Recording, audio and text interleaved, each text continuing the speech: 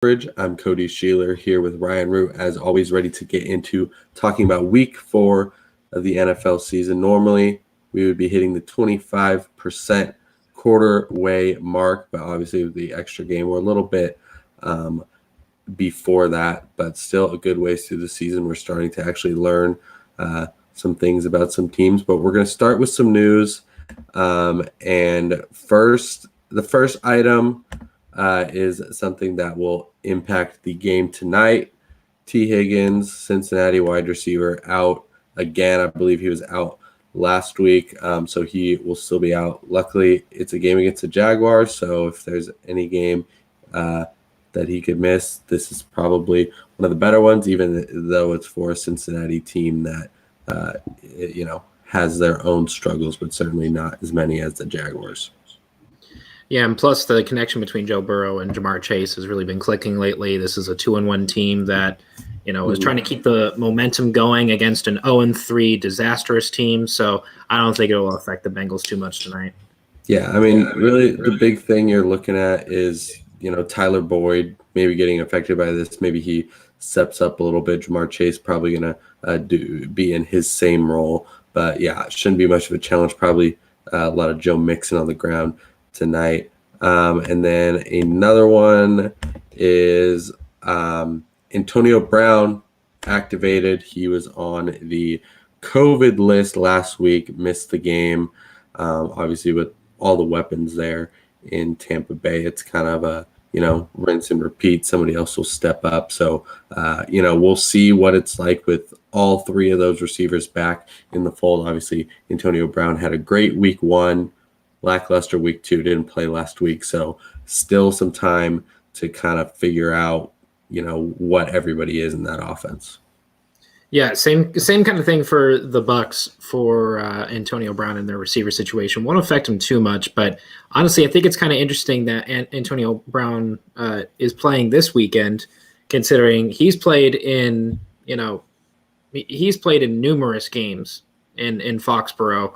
In that Steelers-Patriots rivalry over the years. So I feel like he may have a little bit of an advantage over some of the other Buccaneers receivers, especially, Mike Evans and Chris Godwin. But it's not going to affect them too much because they have, arguably the best receiving core in the league. But, it's definitely something to have a former all-pro receiver play in territory that he's played in before. So, and plus Tom Brady's played there plenty of times himself. So that connection may be something to watch, and it may not be, but it won't affect Brady too much when it's passing the ball.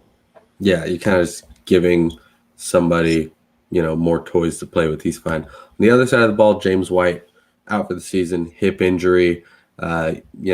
Certainly had a role there in New England as kind of the pass-catching guy on the opposite end of Damian Harris. So, it's a tough blow for the Patriots. He was a good kind of safety outlet for Mac Jones, helping him out with some short throws. So, it'll be interesting to see what happens. Brandon Bolden probably takes that role on, maybe as a deep, fantasy play, seeing as they're probably going to be behind quite a bit.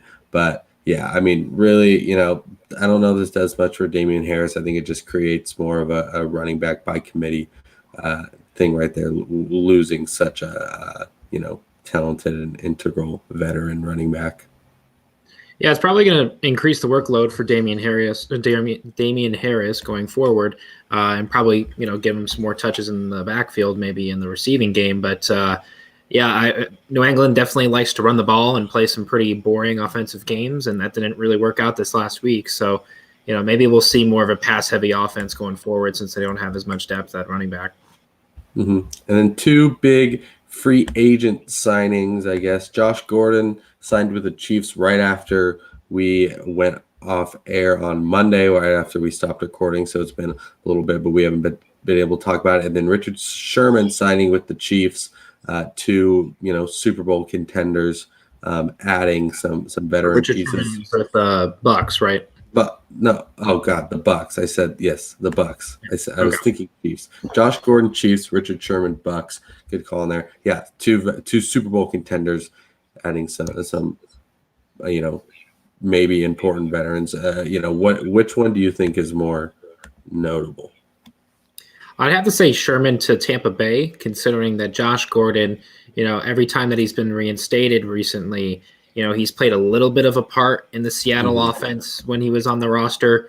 But this is kind of a similar thing when, Le'Veon Bell signed with the Chiefs last year or 2 years ago, or when Des Bryant was going to be on the Ravens. And, having these, recognizable names, even LaShawn McCoy going to Tampa Bay, I believe, right? So, all these big names going to big teams, people are thinking, oh, look at this powerhouse roster.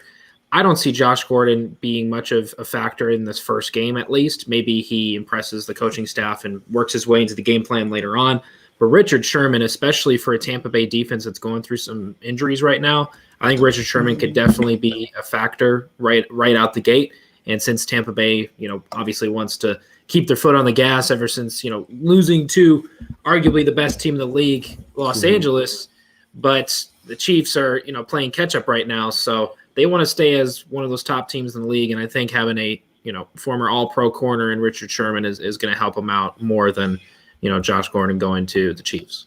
Yeah, Richard Sherman certainly has been, more valuable recently. I believe it was 2019 on the Niners when he was still playing really well. So he can certainly recapture that form. And Josh Gordon is basically like a Byron Pringle upgrade. He's not taking over the number 2. He's not probably even taking over the number 3. Might be games where he gets a big play or whatever, but kind of just a weapon for the Chiefs to use. But yeah, the Bucs, a lot of injuries in that secondary. So good for them to kind of grab a guy that can come in and play. You mentioned LaShawn McCoy. He retired today, one-day contract with the Eagles. Not really much. He wasn't doing anything. Just wanted to mention that. And then one thing I do want to throw out, last thing, Julio Jones and A.J. Brown are both not practicing this week. Well, not sure exactly what is going on there. Nothing's been officially kind of ruled, but that might be something to watch if they're both out. You've got guys like Chester Rogers and Nick Westbrook-Akine that might step up, but they're playing the Dolphins in what should be a pretty close and competitive game. So, or no, they're playing the Jets, so it won't be a close and competitive game. So maybe they will sit out. Yeah, so not much to that right now either, but just something to watch if you're somebody that's got a hold of either one of those guys in the league. Yeah, shout out to LaShawn McCoy. Great career, especially with Philadelphia, and even his short stint in Buffalo for a little bit. Kind of fell off towards the back half of his career, but it was definitely a very entertaining running back to watch throughout the years. So it's great to see he has a 1 year or 1 day contract with Philadelphia. Retire as an Eagle. It's always nice. We're gonna move on into the Fantasy 5, or with a little asterisk on it. It's not always 5 minutes, but we like to keep it concise if possible. I'm going to run through my fat list of guys again and then leave some time on the clock, Ryan, for you to step in. So I'm going to start the clock now and get on into it. So for quarterbacks, I like Matt Ryan as kind of a bounce-back-y guy. He hasn't had a great game all year. Would have had a good one against Tampa Bay if he didn't throw the interceptions, but they're playing a Washington team that's had a pretty surprisingly bad defense. I think this might be the game that he finally puts it together, throws a few touchdowns, gets some yards, finally is the Matt Ryan that people think he could be. And then another start I like is Jalen Hurts. They're going to be playing against Kansas City, going to be playing from behind, and the Kansas City defense isn't great. So I think, whether it's with his legs, whether it's with his arm, I'm expecting, a nice kind of rack up the points, even though it might not be, important for the score in that one. And then my sit is Ryan Tannehill. Teddy Bridgewater last week against the Jets, the Broncos destroyed the Jets. He only had 11 points, and he doesn't have the ability to hand the ball off to Derrick Henry. I think Ryan Tannehill will be doing that a lot. So, might have a good game on paper, but it won't translate for fantasy. Running backs, I like DeAndre Swift. He scored 20 points twice, 9 points the other time. They really like to use him. He's basically their number 1 or 2 receiver behind Hawkinson. They're going to be in a game against the Bears that they might even be winning, and I think they're going to lean on Swift in the run game. And then Darrell Henderson or Sony Michel. Henderson's still a little banged up, but whichever guy starts, They're going to be going against the Cardinals. They don't have a great run defense, and the goal is to keep Kyler Murray off the field. So I think whoever starts is going to have a good game with a touchdown or two. And then we talked about Damian Harris a bit. I'm out on Damian Harris. Sit him. He's going up against Tampa Bay, which has a I think we lost connection with Cody here. Well, I can give you some of the people that I think. Okay. There we go. We got him back now. Is he there? Maybe. Does not look like it. So I'll kind of go through some of the people that I want to keep an eye on for this weekend in terms of fantasy. James Robinson on the Jaguars. Nothing hot with the Jaguars by any means, but going up against a Cincinnati Bengals defense that has not been amazing, but hasn't been lackluster by any means. But I suspect kind of a boring game for Jacksonville moving into this Thursday night matchup. It's the battle of the number one overall picks these past 2 years. So I like James Robinson. Let's see. We got Cody what back. A terrible freaking time. I've got my notes pulled up, so I don't even realize that I'm freaking zoned out of here. I'll let you finish, and then let me know where I left off. Yeah, I was just talking about James Robinson here. Logan Thomas as well, playing for the Washington football team this weekend. He's kind of an underrated tight end option for fantasy. He hasn't had amazing performances thus far, but after getting absolutely destroyed by Buffalo this past weekend, I think he'll have a bounce-back game, especially against an Atlanta offense that seems to let every team score on them at will, I guess, except for the Giants this last weekend. Shout out to Young Wei Koo. But let's see. Another guy that I want to keep an eye on is, Dak Prescott as well. You gotta give Dak Prescott credit in terms of the performance he put together against Philadelphia and going up against Carolina. They're going to want to put their best foot forward against a 3-0 team that played, some pretty lackluster teams to get to that record. So I like Dak Prescott as a quarterback play, but those are kind of three guys that I want to keep an eye on. So, right, Cody, where did I leave off? What was the last? I could not recall. I know you talked about Damian Harris, sit him. Okay. So then I caught it at the right time. Yeah, Damian Harris, they're going to be playing from behind against Tampa Bay. Tampa Bay's great against the run, so don't want to touch. That was that. So I actually didn't. Glad I wasn't talking into the void then, because I checked it right after that. You may have done like another person or two after Damian Harris, but I'm not entirely sure. Okay. No, that was the last one, so I caught it early, luckily. So I'm going to go on to my receivers. Brandon Cooks is probably the least fun wide receiver to have in fantasy. He's on Houston. He's not a very exciting name. He's been around for a while, but he scored 15 points every week.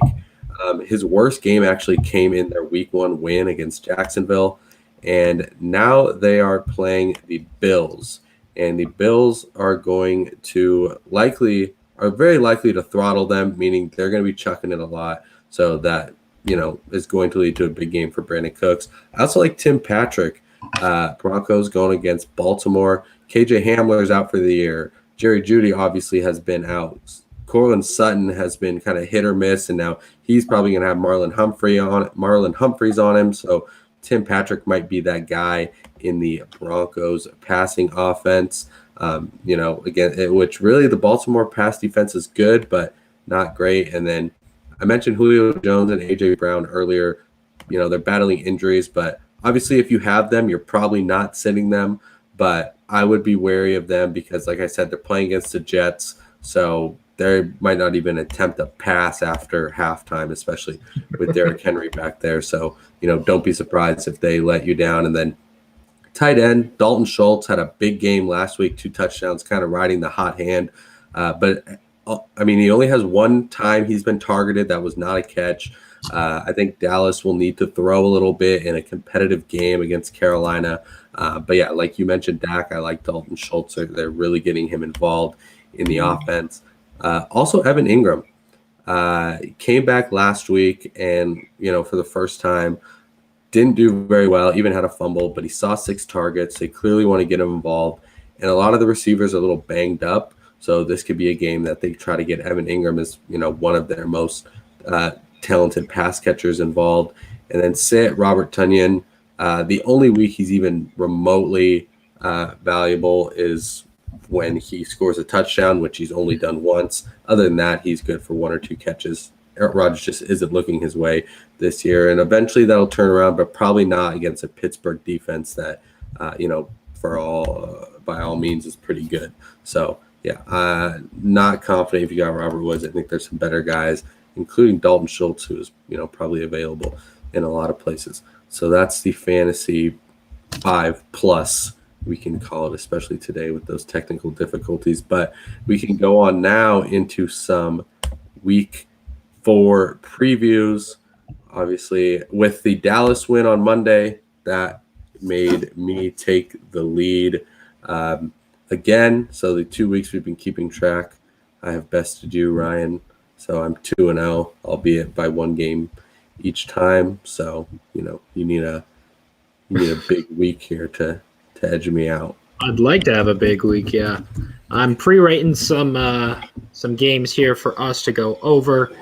Obviously, lots of exciting matchups, including one that I'm exceptionally excited for at Sunday night. But let's start from the top. We got to start with Thursday night. Start with the one that everybody should be excited for, because you remember the last time Trevor Lawrence and Joe Burrow played a game against each other? That ought to have been the national title, I imagine. Such a good game. So that'll surely happen again with the Jaguars and the Bengals. Yeah, so it's going to be the battle of the number 1 overall picks these past 2 years. I think there is, a little bit of excitement with this game as opposed to last week with Houston and Carolina, I believe, right? Yeah. These are more exciting teams. One of them because of maybe how bad they're doing, but the Bengals are playing pretty well, so they can make it exciting. Yeah, if I'm looking at this, it's a home effort for Cincinnati against the winless Jaguars. As much as I'd love this game to be competitive, and I wouldn't be shocked if Jacksonville won. And let me rephrase what I mean by that. I think Trevor Lawrence may put together finally like a good game today where he has, a positive, touchdown to interceptions ratio and actually, doesn't turn the ball over a lot, if at all. I think he might actually have a good game today. But can the Jaguars defense stop Joe Burrow, Joe Mixon, and Jamar Chase, as well as the Cincinnati offensive line that didn't allow any sacks last week? So I'm still going to take the Bengals in this scenario. I think Bengals go to 3-1, and Jaguars are still going to be scratching and clawing, no pun intended, for their first win of the season. Yeah, Bengals at 3-1 is just very surprising, but not really when you look at kind of how it's played out. But this Bengals are 7.5-point favorites, roughly a touchdown. I would take the under on that, to be honest with you. Points, take Jacksonville. Yeah, I like taking the points when it's either 2 good teams or 2 bad teams. So I would take Jacksonville on the spread, and then also, I'll go with the Jaguars here. They aren't the Jets. I think they are going to win at some point. I was actually just looking through. There's some really good odds on some Jets to never win. Worst record, go set 0-17. So maybe hop on those because I don't believe in the Jets. But the Jaguars, I think, will probably end up 3 wins or something, and they've got to come somewhere. This is certainly a winnable game. Why not? I'll roll with Jacksonville. Maybe Trevor Lawrence is just a prime time guy. Same with Urban Meyer. He's not. Neither of them are used to playing in these non-prime time games. So maybe that's what it'll take to bring it out of them. So give me Jacksonville, if not just for the sake of being different, and maybe throw you a bone or 2, and you can come away with this one. All right. Now we can get into the Sunday matchups. First, we'll go over Washington at Atlanta for a 10 a.m. matchup. They got Washington by only 1.5 over Atlanta. I would take the over on this, although Washington did not have a great game last week. They haven't done anything to inspire confidence either. Right, and neither of the Falcons, really. They won on a go-ahead field goal late in the game against the Giants. Yeah. So, Atlanta's at home, so they're giving them the benefit of the doubt. Sure. Atlanta has still not really kind of figured it out, right? They won 17-16 over the Giants, right? Something like that. 17-14. 17-14. So, I would take I'd take Washington in this. I think Ron Rivera worked with this team quite a bit over the week, especially with Heineke after such a dismal performance against the Bills. I think, I think they really put their heads together for practice this week. I'll take Washington over Atlanta. Yeah, despite all that I said, I'm still gonna roll with Washington, even taking the points. Although my philosophy would say to take Atlanta with those points, but I think Washington wins this, and if they win it, they probably don't win it by 1 point. So that 1.5 looking kind of nice.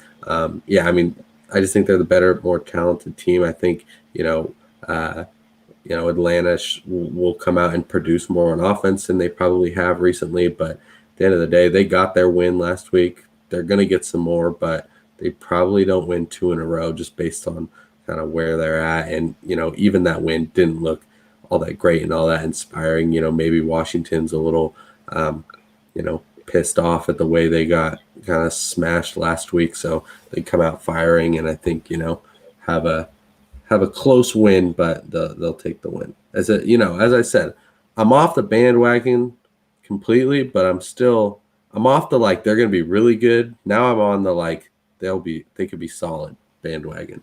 So I'm still not totally out on this team with my boy Taylor Heineke. I can't just abandon him. I'm with you on that one. Yeah. Next, we'll talk about Detroit at Chicago. Now, look, Chicago's been kind of a train wreck this past week, and you could argue the week before, and even week 1 against the Rams is when they lost. So I guess they won week 2 against the Bengals, correct? So, look, Chicago has not been doing a whole lot, especially on offense. They knocked Justin Fields under, trying to throw to Allen Robinson, and Allen Robinson's just not been a factor at all. Run game hasn't really been a factor. Now, look, I'm on Detroit's side for this whole season. I'm rooting for them the whole season. And if Dan Campbell really wants to bite off kneecaps and make an impression on defense, I say do it in a division game on the road. I think Detroit has had enough BS hit them these first 3 weeks. A 66-yard game-winning field goal last week. I mean, come on. This is it. Mm-hmm. This is where Detroit gets their first win. I'm going with Detroit. Oh, I'm with you on that. I think, you can't watch these games and say that Chicago's been more impressive by any means. I think, this is a game that Detroit, 3-point dogs. My lock of the week on this. I may. I don't know. I'm thinking about it. I don't think you know how lock of the week works. Shouldn't put it on. I got it right last week. That's true, but it was a little too close for a lock. But yeah, I mean, Detroit, they're playing with a bit more momentum. Like I said with some of these other teams, except the Jets, eventually you got to win a game. Very rarely do teams not win a single game. It's happened, three times. So yeah, this is one that falls in Detroit's favor. They're just playing better. Their offense is better. Chicago's defense might be better, but I don't even know about that. So yeah, I'm riding with Detroit on this one too. Dan Campbell going to get the Gatorade bath after his first win on this one, or whatever they're going to do, but they're going to celebrate him on this win. I'm absolutely with him. I got that. So we got Carolina at Dallas. I've been kind of high on Carolina since before the season started. I think that they're kind of an underrated team. They got off to a 3-0 start. Win over the Jets and the Texans, and who else was the third one Saints. That they had? They got the Saints in their bad week. The Saints in their bad week. So really the Saints win is kind of the one that counts, right? Mm-hmm. And they're going against a Dallas team that their one loss is against the Super Bowl champions on a game-winning field goal. So, look, I think Dallas takes this. Dallas is going to keep their momentum going. I think, they got Zeke involved quite a bit this last Monday. Mm-hmm. Thanks for giving me the L on that, Ezekiel. But I think Dallas will give Carolina their first loss. Doesn't mean that I'm downplaying Carolina for the rest of the year. I think Carolina will put together a solid season. Probably won't make the playoffs, so to speak, but I think they'll be fighting for that second place, ranking with New Orleans later on. So I'm taking Dallas in this. Yeah, I think this is where the wheels might fall off for Carolina. Yeah, they're 3-0, but hasn't been a great 3-0. I think this might be when they get a bit of a reality check and they figure out what they are. Probably a 6-7 win team at the end of it. We'll see. But yeah, Dallas, they might be good.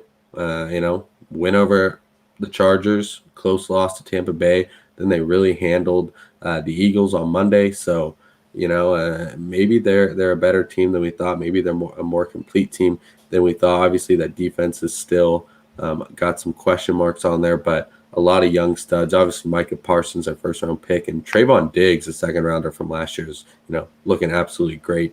He's now tied for the league in interceptions. We didn't get to talk about him on Monday, but he's got an interception in every game this season. So, he's playing really well. Him and DJ Moore probably going to be a good matchup. But, I think DJ Moore, probably is a good game. Carolina, especially without Christian McCaffrey, going to be looking to throw it a bit more. I do think Chuba Hubbard comes in and runs the ball really well. But, yeah, I like Dallas in this. I just think, the one thing we knew coming into the season was the offense is good, and that's certainly been proven correctly. So, I like Dallas in this one as well. 4.5 favorites. I'm still taking them on that. I think, they win by maybe 5-6, maybe a late touchdown or something of the like. All righty, we got Indianapolis at Miami, another 10 a.m. game. This is, not a tremendous matchup by any means. I think it'll be somewhat competitive considering Miami does not have their starting quarterback right now. But Indianapolis, Carson Wentz just looks lost out there. Mm-hmm. And, an 0-3 start for the first time in, over 10 years or something like that? Probably 2011 when the year they got the first pick and got Andrew Luck for 2012. It would be my guess. I haven't checked it, but they certainly didn't go 0-3 a lot with Peyton Manning. That's for sure. Right. So this one is honestly kind of a toss-up for me because I don't think Miami is really doing a whole lot since their Week 1 win, and plus they don't have Tua anymore. They just took Las Vegas to overtime. That is true. They're competitive. They're competitive. It's a very, very close game, but I don't think Indianapolis has it figured out in the slightest. I think they're still trying to see what kind of team that they're going to be with Carson Wentz under center now. And I'm going to put my faith in Miami, but I'm not a huge fan of it. It's just I'm putting my faith in Miami because of who they're playing, not how they're going to play. If that makes sense. If you look at what they've done, they got kind of thrashed in Week 2, obviously, but last week played close against Vegas. Jacoby Brissett keeping them in there. Week 1, that really close kind of meh win against New England. But yeah, Indianapolis just has a lot of stuff to figure out. Carson Wentz obviously playing injured last week, and just receivers are out, line is out, a lot of stuff. So I think Miami's a better team on this in this game. I'd love to go with Indianapolis here, but I went with them for the sake of switching up last week, and they didn't give me on that. So I'm going to go with Miami, 1.5 point favorites. I think they cover. I think they, win it by, 3-7 to one score. Not the biggest blowout, but yeah. All right, we got Houston at Buffalo here. That is biggest spread of the week here. A 17-point favorite over the Texans. I've got 15. I would take the under on that, to be honest, because I think 17 is ridiculous. Houston just lost to Carolina by 15 last week. Yeah, but 17's a lot. That's a lot of points. Yeah, but the Bills have beat the past 2 teams by more than that, and neither of those teams were as bad as Houston. So I like Buffalo on this spread. I've got it here at 15.5. They're rolling right now. Houston, they're competitive against certain teams, but I don't think they can be against Buffalo. The reason they could keep it close against Cleveland is because the brand of football Cleveland plays, I think, and obviously so had Tyrod Taylor for a lot of that. But with Davis Mills isn't leading the Texans within two scores of Buffalo here. They're rolling. Josh Allen's rolling, and Houston, they shocked us for a little bit, but I think they're going to regress to the mean, and still going to be one of the worst teams in the league. So what is the spread that you have right there? You said 15.5, right? 15.5. Yeah. All right. So for one of our wagers this weekend, I am taking. Take me on that. I'm taking the under on 15.5, and you can take the over. You'll take Houston on that. All right. Against your. This is going to be a Buffalo win by all means. I don't think we're in disagreement over that. I mean, this is why this is why sports gambling is even a thing, to make a game like this interesting. All right. People, what you want at 15.5? I'm going off of your spread, because I don't know where Yahoo Sports gets their spreads from, but they're always kind of weird. Yeah. So you're taking the over. I'm taking the under. That's our first wager. Not downplaying Buffalo by any. Well, it's kind of downplaying Buffalo, but I think it's kind of downplaying Buffalo. It kind of is. Who would have thought? But I would downplay. They're at home too. Like, this is true. a Buffalo thrashing.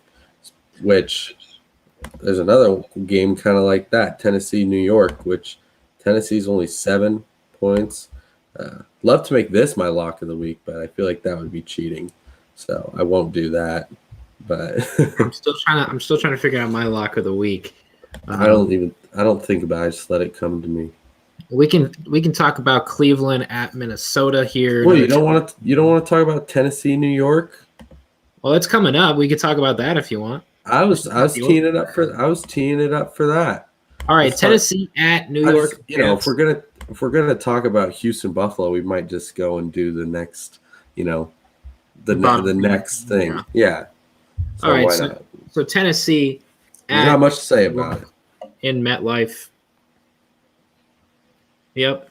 Derrick Henry would rush for 400 yards if they let him. If they could give him the ball. We're gonna do a Derrick Henry wager now. Okay. They could. Well, I don't know, because is he going to play the last quarter? Like, who knows? Like, if they could hand him the ball off every single time and they would win the game, like every single play. But I don't know. I mean, we'll see what you want to put out here. But the only thing that's scaring me is they're going to have it in the bag and he might not play. That's true. So I think we could both agree that Derrick Henry over 100 yards is not unrealistic, I think. Yeah. I mean, I'd go 100 yards in the first half if you feel intrigued on that. I won't do 100 yards in the first half. That'd be insane. that'd be fantastic for him, but that'd be insane. I don't think he gets 100 yards in the first half. Oh, I think he'll get 100 yards in the first half. That's what I'm saying. There it is. Okay. Dude, that's like 2 Derrick Henry drives. Yeah, it could be 100 yards in the first half. Yeah, why not? See, look, we're making the boring games interesting right now. Yeah, by deciding how bad they're going to lose. Watch this be the game that the Jets freaking win. Just kidding, they won't win one. No, they absolutely will not. We're both picking Tennessee on that. Yeah. So Cleveland, Minnesota. Mm-hmm. This one's kind of interesting to me because Cleveland's been good, don't get me wrong. But Minnesota is kind of underrated, man. They had a really commanding lead over Seattle last week, and they're not going through a ton of injuries other than Dalvin Cook, I believe. And I think he possibly coming back if I'm maybe. But I mean, Alexander Madison's a top tier. But he's been playing good. Now, basically Dalvin Cook light. Yeah, the defense for Cleveland is a little bit better than Seattle, obviously. But, this run offense for Cleveland has been consistent. Don't get me wrong. Someone is gravitating me towards this Minnesota team, and I don't know what it is, because the spread I have on here is Browns by 1.5, even though they are the away team. Yeah, I've got 2.5, so similar. I'm really tossed up with this because I like. I'm gonna do the wild pick. I'm gonna go Minnesota, and I think this is an upset. I think Minnesota continues their momentum with a win over Cleveland. Yeah, I like Cleveland in this. I just think they're the better team, and just look at what they've been doing, what they've been playing. They've been playing pretty well in every game, obviously losing to the Chiefs, who are the better team than them, but they've been beating teams that they're supposed to beat. The pass rush started to come alive last week. Maybe that can, because the one problem I think with that Seahawks game against the Vikings is Kirk Cousins was not really under any pressure. He was kind of just able to do whatever he wants. So if Cleveland can do that, get him disrupted a little bit, their offense will be fine. Nick Chubb and Kareem Hunt are going to run as they do. The Vikings defense is not great. We saw, Seattle. That first half was just, both teams marching back and forth down the field, and then Seattle kind of fell off in the second half. So I think Cleveland's able to do that, control the pace, control the game, do what they want to do, and at the end of the day, I think the better team prevails, and I also like them with the points. Anything under 3, it's hard to take the underdog and think that the favorite's still going to win. So I think they win, but it could come down to another field goal like the Minnesota game in week 2. Mm-hmm. That's why I'm saying I'm picking Minnesota, because I just got a gut feeling with them, but I'm probably going to regret it. Who knows? I mean, they're playing everything close. They're playing hot. It's not a terrible idea there, Yeah, let's talk about New York at New Orleans. I have not been high on New Orleans even since their first win over Green Bay. That being said, this Giants team is a kind of a mess right now, especially on offense. I don't know what. That's to put it nice. I mean, like Saquon doesn't look like Saquon out there. Saquon, he had a good game last week, I think. Finally, but he's not nearly as much of a weapon as he's been in the past. And I mean, he's kind of a season-ending injury. Who knows if that could happen again? Like, I think that's on the Giants line. The Giants line is terrible. And the Giants offense is just kind of terrible. Like, I think you put Saquon, obviously, like, I think he's gearing back up. He's doing really well, but you put him behind a good offensive line and he would show why he's, probably a top 5 talented back, but he's just in a terrible position. So, yeah, I mean, probably doesn't do much against New Orleans because of that. Might have a field day on him because Winston's going to have another boring performance of like 120 yards passing. Boring performance. Did you not see that touchdown he threw where he wasn't even looking? Did he throw over 150 yards? Because I doubt he did. Like, I'm sure he did. Yards to me is nope, only 128. Oh, I guess they were playing the Patriots, so that's a slow game. Yeah. So I think Saints defense will have a field day at home. I think Jameis goes over 150 for the first time. If you want to take me up on that. I don't, to be honest with you, because I think this Giants team sucks. Yeah, but the thing with the Saints is the Saints are, Sean Payton knows what he's doing. He knows that he can't just let Jameis Winston stand back and gunsling it. That is not a recipe for success. They are using him as a game manager, so to speak. They're giving it to Alvin Kamara a lot. Controlling the pace, controlling the tempo. Not letting him kind of run wild and throw 30 interceptions and everything. But, yeah, so maybe they have this game kind of in control. They lean on the ground a little bit. But, yeah, I like New Orleans in this as well. They're really weird. It's hard to know what to think about them. But, I do know is that they're better than the Giants. So that makes it for sure. Yeah.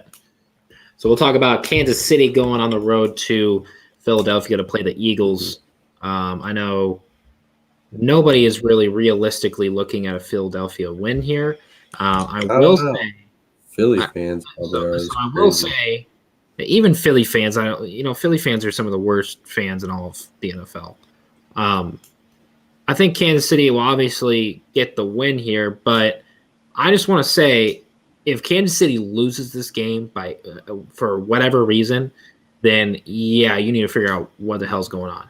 If you're going to lose on the road to a terrible or a terrible on paper team, they got kind of embarrassed by Dallas this past weekend, but that's a division rival. That's bound to happen between those two teams.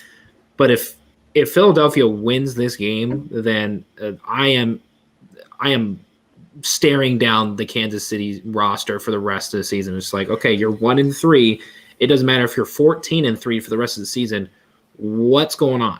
I don't know. I think if they rack off 13 straight wins, that might be able to. Which that would be highly unlikely. There. Yeah, saying. But I mean, we'll have to see. Andy Reid, I think, had some health stuff. I believe left the stadium after the game last week to go to the hospital. So we'll see. Because if he's not there, then obviously that. Don't want to make excuses or anything, but that could be a legitimate reason if they were to lose why that would happen. Although I still think they should be able to beat them without Andy Reid. But Kansas City's defense should. I mean, they've been struggling lately. Don't get me wrong, but they should be able to lock up Philadelphia pretty effectively. Sure, the receivers aren't great. I mean, and I will say, I mean, I think Kansas City wins that game last week if they don't commit like 4 turnovers. Like it's just so many turnovers, and I think maybe they might try to reel it in and realize that the best way to win and not make these turnovers play, not conservative, but maybe conservative for the Chiefs. But yeah, I mean, sound like a broken record because I said that we both agreed last week Kansas City's not losing 2 games in a row. Well, they did, but I don't know when the last time they lost 3 games in a row was, and I don't think we're going to find out because, yeah, I mean, good teams don't lose, like that. They don't lose to teams like Philadelphia. Because, I mean, their losses are to the Ravens and the Chargers, 2 teams that probably end up making the playoffs. One team they got a chance to get it back against, later in the season. And the Ravens win is only a loss because Clyde Edwards-Helaire fumbled. So, we're 3 plays away from a 3-0 Chiefs team. They're favored by, 14 points. And, we're picking them with no problem. So, plus, this is a must-win just considering their division. Especially right now, Chiefs the Chiefs are obviously the best team in that division, but record-wise, they are not. Yeah, and that is something to definitely take into account for that Chiefs organization. So now we have the 1:00 games. We have Arizona at Los Angeles facing the Rams, both undefeated teams. So we will not have at least one remaining undefeated, or one of the undefeated teams will lose this weekend. It's not going to be the Rams by any means. I mean, this Cardinals team is entertaining. Don't get me wrong. DeAndre Hopkins was kind of not a factor at all last week, which kind of makes me a little bit worried for their connection between him and Kyler Murray. But this Rams team has just been on fire, and Kyler Murray is going to have a lot of fun out there. But these teams play each other twice a year. They know what each team is doing. But man, Aaron Donald and Jalen Ramsey are going to give Kyler Murray some issues, who has been throwing interceptions against, well worse teams than the Rams. So that with Matt Stafford's just hot offensive scheme going on right now, he's the MVP favorite between you and I, right? I think the Rams win this game. And honestly, I have the odds at -4 for the Rams. Yeah, 4.5. Yeah, I mean, over on that. They'll win by score. I mean, I'm not picking against the Rams. I don't know if I'll pick against the Rams once this whole season. I was a Rams guy to begin with. I'm still a Rams guy, high on the Rams. Certainly, this could be a game they lose, but I don't see it happening. I think they're playing too well right now. I don't think they're going to, come off the high of beating the Bucs and kind of lay an egg here. Arizona's defense is solid, but they haven't really been challenged. I think they'll have no problem going to get some. Cooper Kupp's going to do what he does. Like I said, I like the running backs getting involved here. And then, the defense, the Cardinals offense will compete. They'll put up some points with them. They have absolutely a dynamic offense. But, I mean, the Rams are the team right now. And, we'll see eventually that they'll suffer, a handful of losses most likely. But, until they do, it's hard to really see the flaws of this team. Absolutely. Now, this is an interesting game to me because I'm a little torn with this one as well. We got Baltimore at Denver.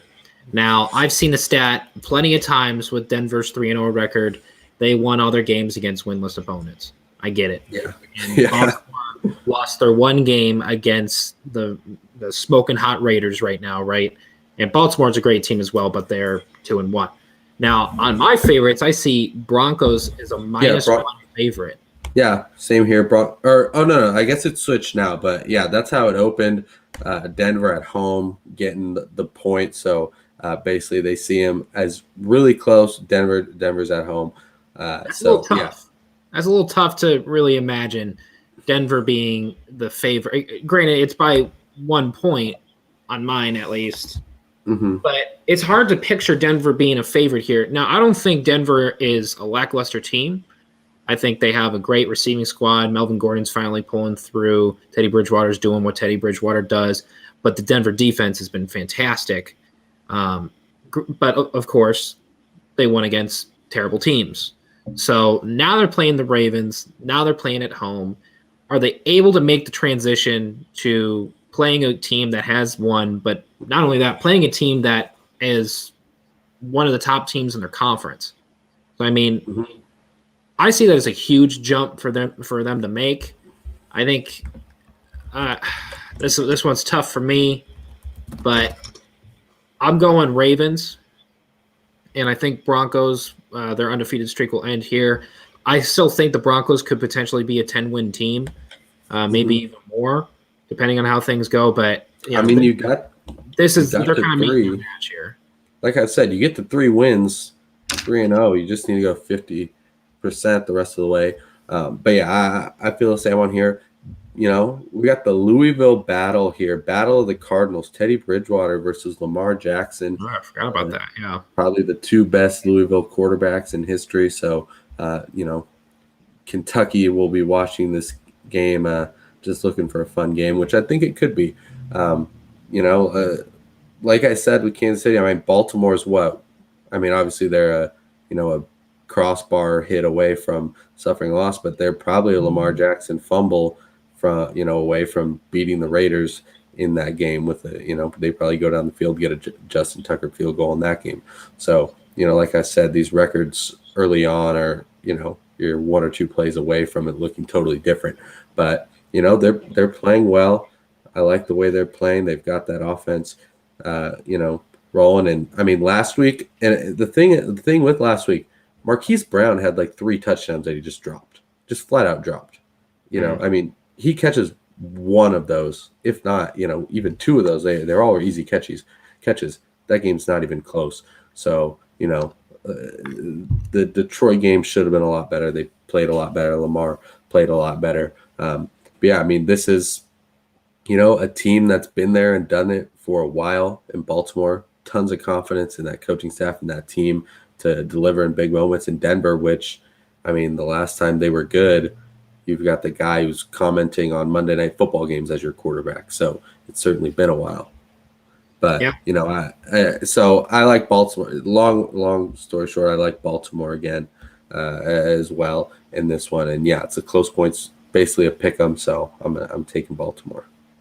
So we can talk about Seattle going to San Fran, another 1 o'clock game. This one is, you could go either way with this game.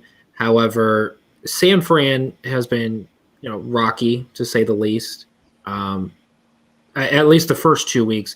This last week, if they just did not put 37 seconds on the clock, they would have beat the Packers, right? But more and more I see about this is the Seahawks kind of turning things around since going 1-2. People are saying like, oh, well, there's no need to panic about the Seahawks because Pete Carroll and Russell Wilson have always turned it around. They've always had at least a winning season.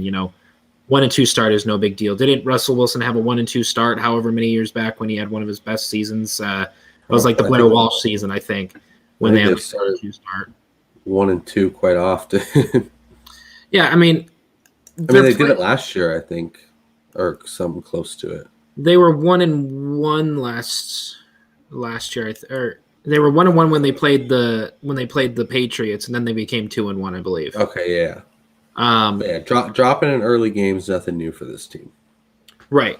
So, I mean, going against San Fran on the road. They know how to play this team more than anybody else, other than maybe the Rams and the Cardinals, right? I think the Seattle defense may somewhat turn things around, especially the pass rush. Now, of course, San Fran's offensive line is great, but if Seattle can get to Jimmy G, it's all downhill from there. I mean, outside of George Kittle, there's not a ton of consistent options on offense. Hey, Debo Samuel's looking nice. But consistently, I mean, that's kind of the question mark I have with San Fran. But this one's tough for me. Well, my bias is going to get in the way here. I'm going to go Seattle. Damn it. I wanted another disagreement here.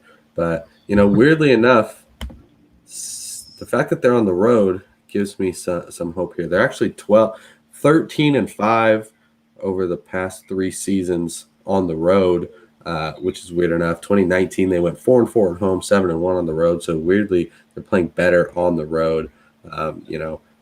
Especially as the underdogs here. I like Seattle, like I said, 2 even teams like to take the points, 3-point underdogs here. Whichever way this goes, I see it probably getting decided by 3 points. But if San Francisco does win, which I think is possible, they're going to, they might be able to run away with it. Actually, we've only got a few more games to pick from, so I'll switch it up and I'll go San Francisco here for the sake of being different, giving us some differing opinions.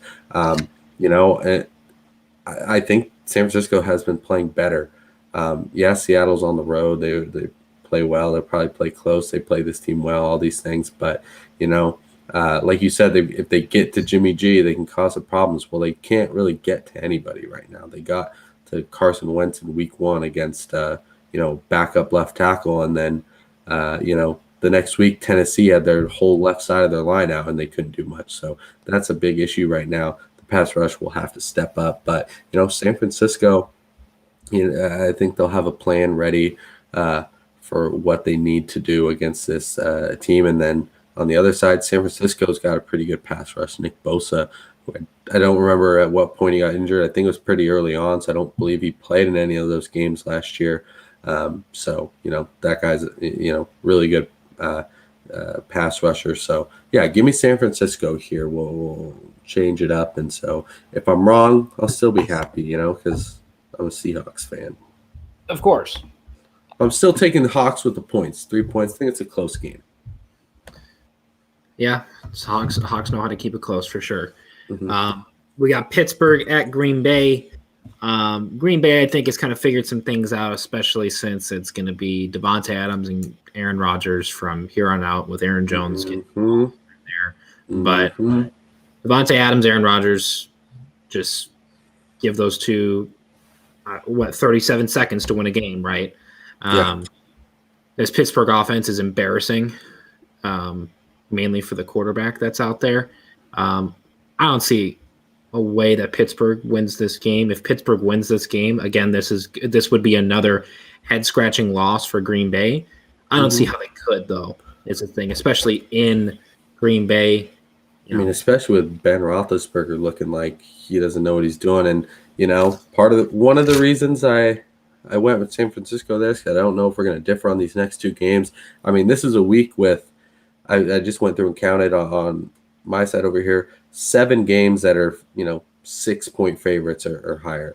So not a lot of games expected to be very close. And there's 2 other games that are 4.5. So not a lot of super close, tight games. And I think, this is certainly one of them. Green Bay 6.5-point favorites. I like them, and I like them to cover, just getting I think they're scoring pretty easily right now. It certainly clicked, and, don't overreact to week 1 too much. That was weird. Aaron Rodgers has a dud. He did it last year in the middle of the season, but he looks like he's on fire right now. Obviously, Devontae Adams is showing why, Cooper Kupp's doing great, but this is a guy who has been the number 1 wide receiver or close to it for a few years now, and he's still got it. And then the defense, is playing pretty well. Jair Alexander is one of the best corners. They're getting a little bit of pressure, making some plays.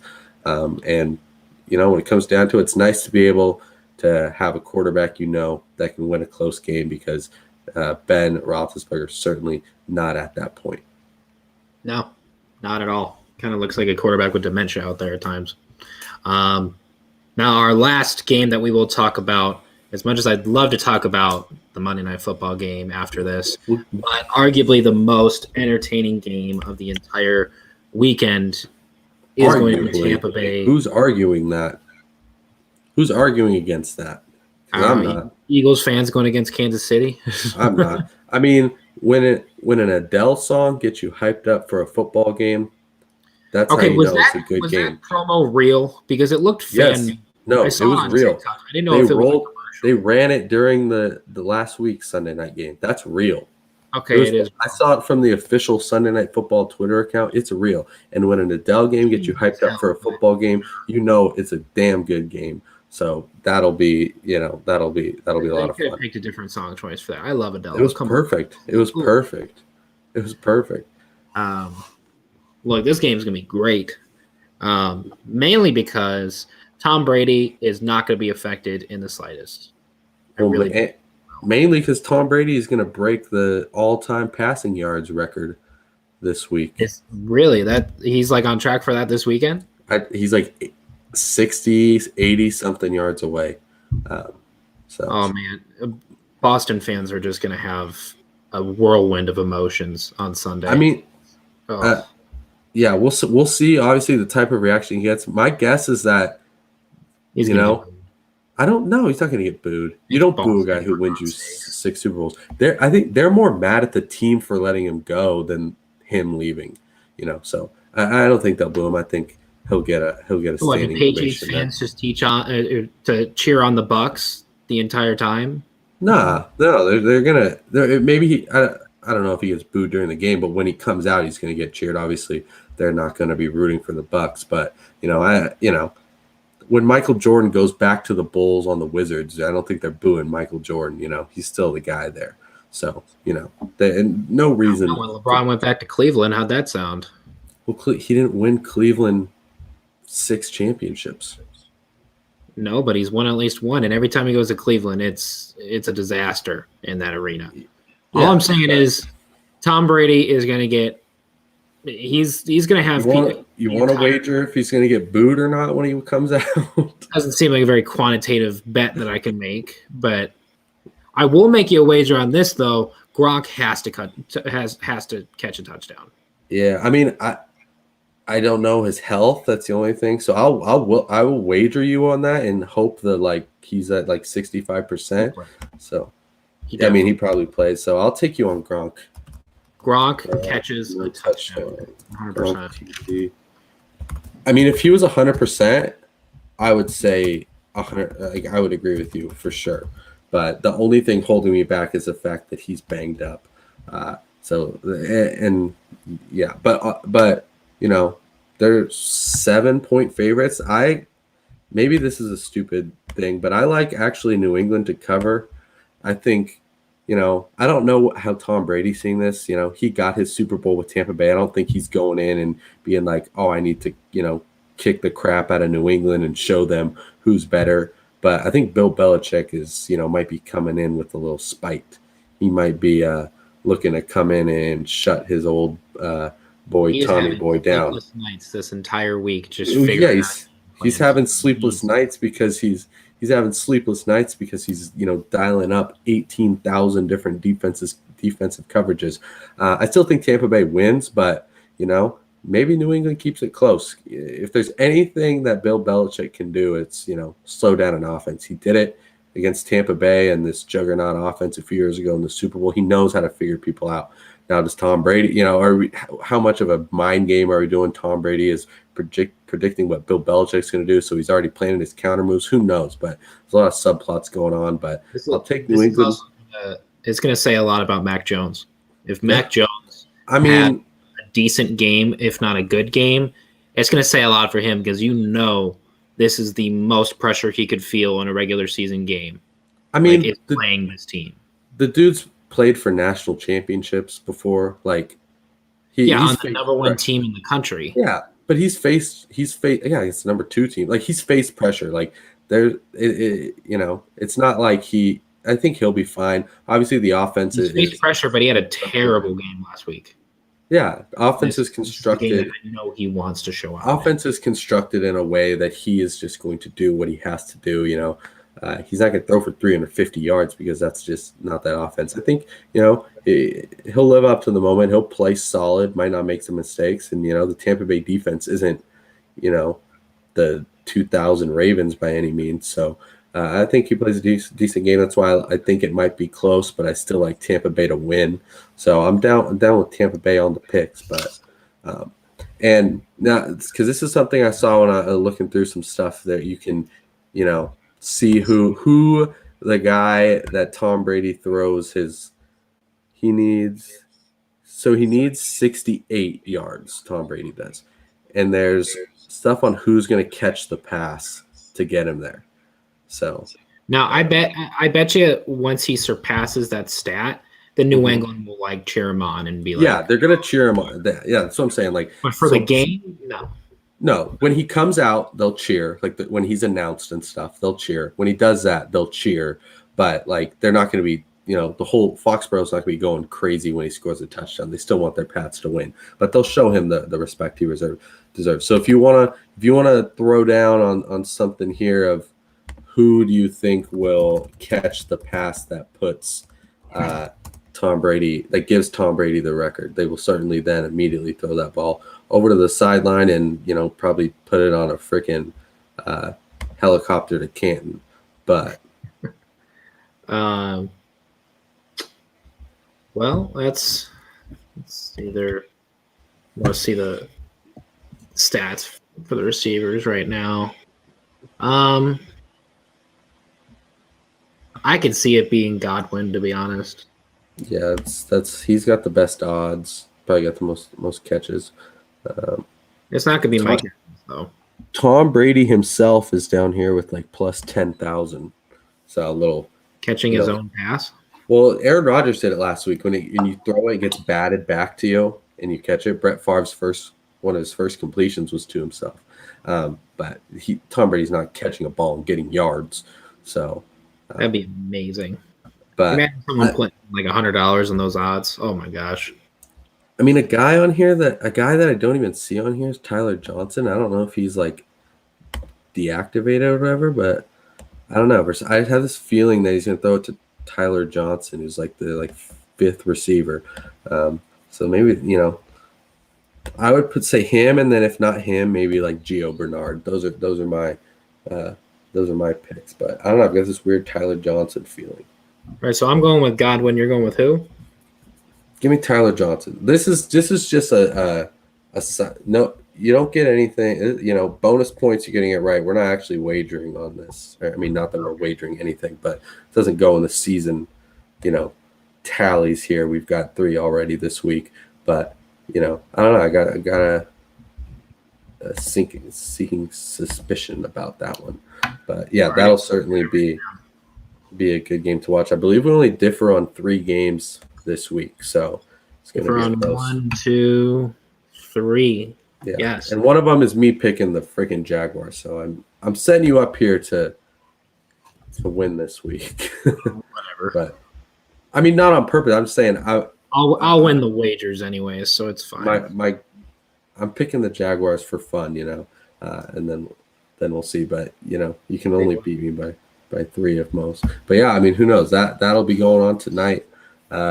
Certainly something to watch for. That game will be, hopefully competitive and fun. We'll see. But if not, we're certain to end the weekend on a good note with that New England Tampa Bay game.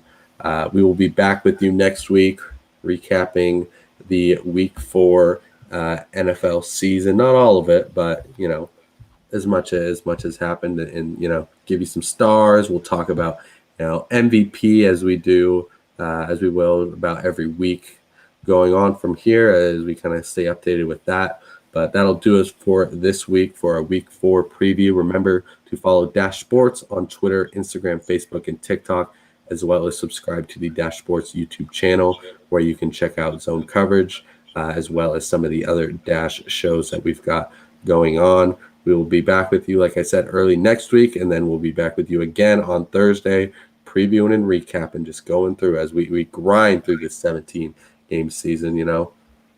We're close to a quarter way through, and it feels like it just started yesterday.